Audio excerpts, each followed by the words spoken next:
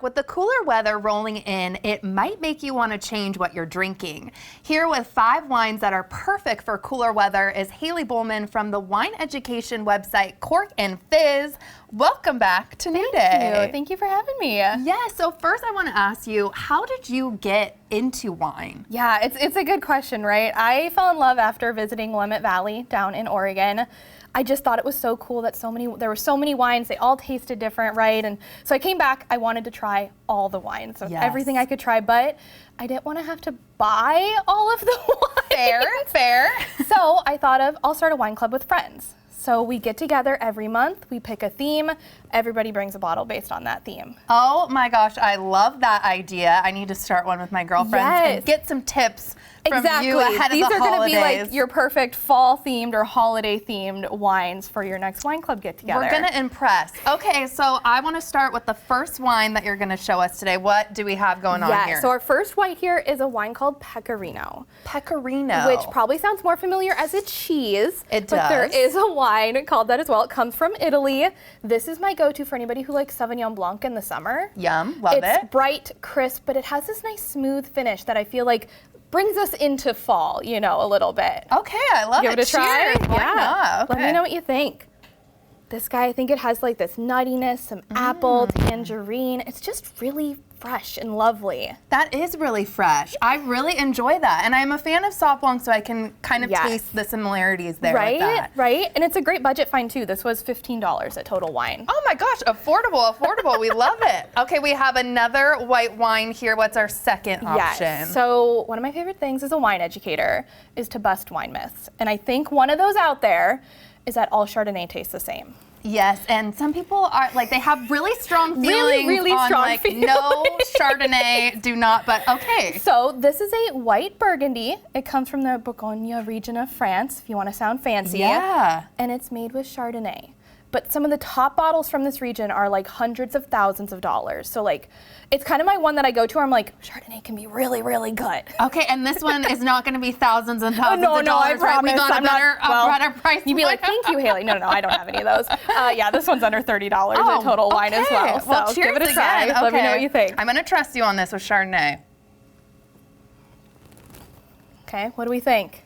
Oh, I actually really, really do like that. Right? Which is kind of shocking because Chardonnay is not usually my go-to at all. And that's the thing, is it produces so many different styles. It's totally fair that you don't like some, but I always like to tell people, like, don't just turn off of Chardonnay. Like, you can find some great ones. This one's from the Macon, M-A-C-O-N, region of Burgundy. Great spot. Also, it doesn't say Chardonnay on the label, so you can surprise some guests. And then you can surprise them by saying, guess what? You do, in fact, like Chardonnay. Exactly. Okay, and we're switching over to red, which is usually my favorite. I'm usually a red wine girly. Yes, absolutely. So this one is a fun one because it comes from a state that you might not think of for making wine. This is from Virginia. Virginia? Yes, they're making more and more wines, and one of my favorites from them is a Cabernet Franc. To me, it smells like Thanksgiving. That's what I was gonna say. I'm like, okay, I'm trying to do everything right, even though you're making this very approachable and not being like you're doing this all wrong, girlfriend. Okay. There's not really a wrong way to taste wine, in my opinion. I like you. Okay, what do we think? Cranberry, herbs? I'm getting more like cranberry light, like you said. This is screaming to me Thanksgiving, like it would pair really well with all of the Thanksgiving faves. Yeah, exactly. I think it's perfect for that. Again, this one's from Virginia, from one of my favorite Keswick vineyards. You can buy it online.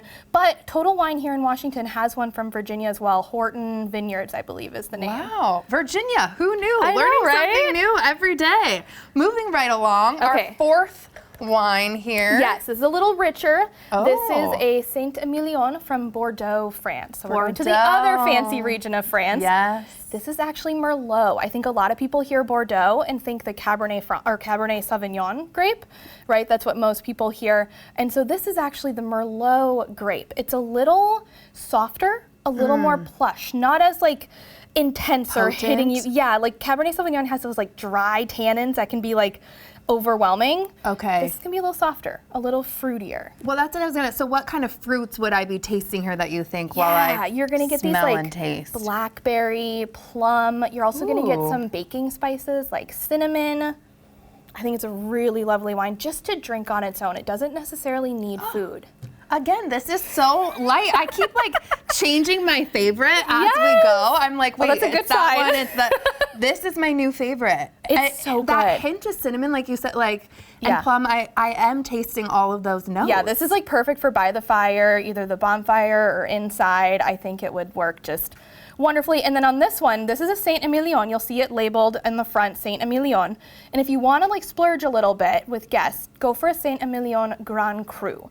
Look for Grand Cru on there, and it kind of brings you up. It's like $10, $15 more, but like little fancier. Okay, well, I guess that's why maybe I'm always picking the, come on, Kelly. Okay, 1, 2, 3, 4, 5. We are on our last red wine. Thought it'd be, we need to finish with something fun. Ooh. You might notice there's a little bubble action happening here. There is. This is a sparkling red wine from Italy. It's called Lambrusco. A sparkling red wine. Yes, and it's not sweet. I think a lot of people, Lambrusco used to be popular 20 or so years ago, but it was very sweet. This one is not. This is what we call dry, the opposite of sweet, so it doesn't have a lot of sugar in it. Not a lot of sugar, and so I'm not going to be tasty. It's going to be non-sweet, sparkling, a little bubbly. Yeah, you're still going to get that fun, fruity flavor. This one's like raspberry, rhubarb, some vanilla cream in there. Rhubarb, yes. Yeah, it's fun, isn't it? Really sparkling red wine. Who knew? Isn't it just so easy to drink too? Like Friendsgiving, got it. Pizza night, got it. Like they're all perfect. Check. This is just, wow, you picked the most. There wasn't a wine in there, even the Chardonnay. See, yeah. I was all about. Really shocking. Thank you so much, Hailey, for being here. This was absolutely amazing. I'm obsessed. Yeah, But I think I'm going to go with number 4 as my Ooh, fave. okay, yes, they're all really amazing. And I did want to shout out too, if anybody wants to start their own wine club, Yeah. I actually have a DIY kit on my website at corkandfizz.com. Just go to the shop tab and it can kind of get you started on how to get that wine club together and host your own fall wine extravaganza. Exactly, there we go. Thank you. New Day Northwest Kitchen is brought to you by Safeway.